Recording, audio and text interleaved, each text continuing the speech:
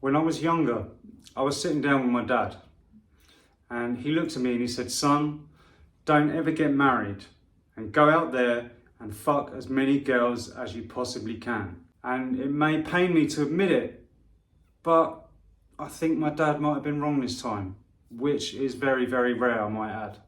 Everybody wants to be a great partner in bed and have an active sex life. It's probably the one thing that most of us have in common. But is there such a thing as too much sex? And how much is too much? Today I'm going to talk about some of the issues around this topic, including dating culture and its effects on the male and female dynamic. Okay, so this has been going on for a long time, and it is no secret that girls are sexualized from a young age, and young men are preconditioned to go out into the world and sow their seed as much as possible. It's a rite of passage for a young man, which is crazy, and there are obvious knock-on effects to having sex too young. Research has shown that teenage pregnancy is associated with poor outcomes for both the parents and their children.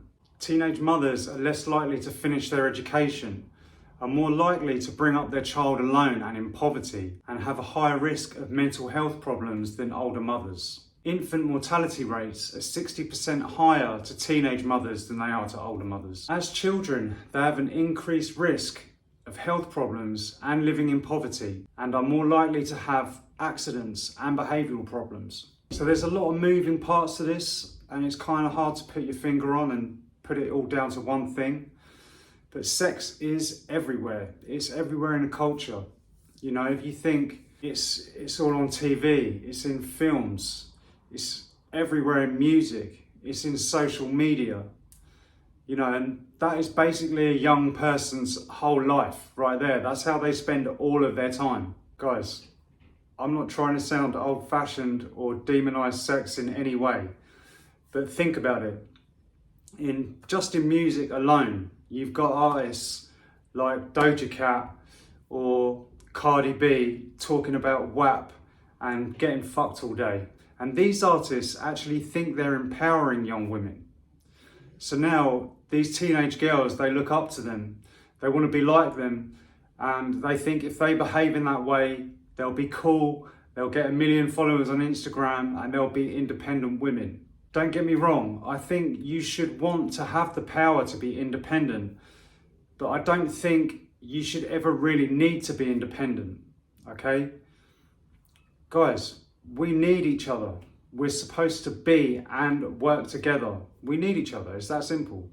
For young boys, there's also the problem of porn and masturbation, which is terrible for you and terrible for your brain. Also, people can start to think that what they see on these porn sites is normal sexual behaviour. This is just covering sex from an early and sort of pre-teen age up to maybe late teens. Once you leave school or college and get out into the world, you've also got the new dating culture to deal with. And for young men, it's like Uber Eats, but for vagina. You don't even have to try to interact at all. You know, this is crippling young people and crippling their ability to build healthy relationships. Not only is this stopping people from interacting in a normal way, it's actually promoting selfishness in the way of giving in to our own carnal desires and just thinking about what we want to get, and our sexual desires. Okay, so again, I'm going to say I'm not trying to sound old-fashioned in any way. I'd like to state, as a young man or a young woman, you should not be wanting to have sex with anyone that you aren't trying to spend all your time with. I repeat, you should not be wanting or trying to have sex with anyone you aren't trying to spend all of your time with. Listen, when I was younger, I was one of the most, well, not too long ago, I might add, when I was slightly younger, I was one of the most promiscuous people you could ever meet. I never really had a problem attracting women. That being said, I've had some real droughts as well. So I've sat on both sides of the fence, and I can tell you from experience that sex isn't everything. And if you start having sex as much as you think you want it, you're gonna be fucking exhausted. I can tell you that. Guys, listen, just like women have their menstrual cycles, we have our own cycles as well. I mean, everybody has these cycles. These are cycles of energy.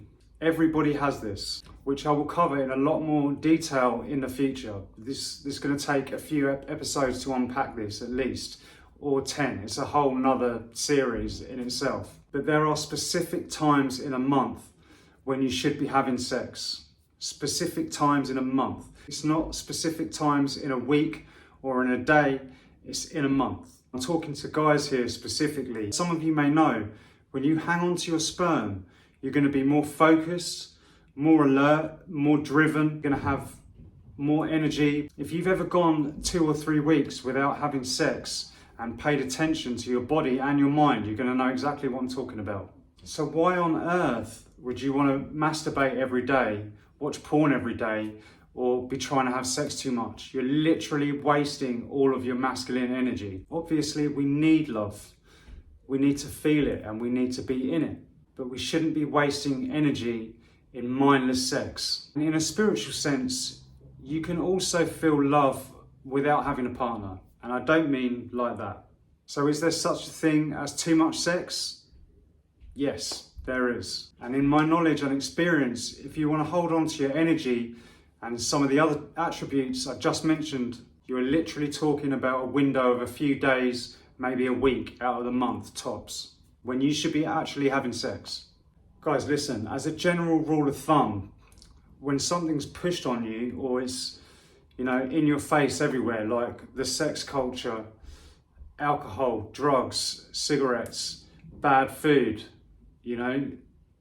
when there's something that everyone else is doing or that there's a general consensus for the mass population, you should do the opposite. Why are sugary foods positioned in a certain place in a supermarket and advertised more than healthy foods? Why is it alcohol and nicotine are widely available and still sold to us, even though they know the long-term effects? Think about it. If you pretty much do the opposite of what everyone else does, you can't go wrong. And my dad was definitely right about that. Thanks a lot for watching the video. And remember guys, it is your God-given right to be successful and it is your responsibility to reach your potential.